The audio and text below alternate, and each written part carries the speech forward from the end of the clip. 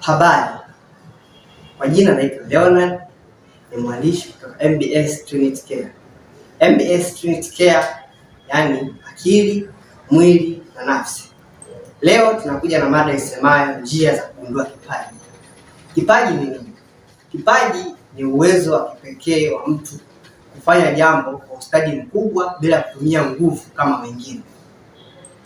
Njia za kugundua kipaji. Njia za kugundua kipaji, kwanza jitazame, unapenda nini? Unatakiwa ujue wewe binafsi unapenda nini ili kurahisishie kujua kipaji chako ni nini kwenye vitu ambavyo unavipenda. Ya pili ni kuuliza watu wako wa karibu. Kitu gani ambacho wewe unakifanya vizuri kuliko wengine? Watakachokwambia basi jua hicho ndio kipaji chako.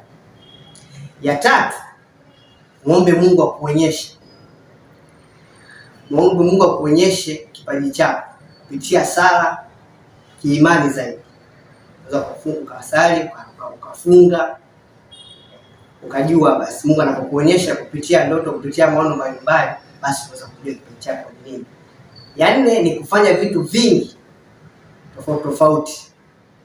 Kile kitu ambacho utakifanya kwa ustadi zaidi kuliko vingine, basi hiko ndio kipaji chako. MBS Trinity Care tunaenda na kauli mbiu isemayo wema ni mkuu.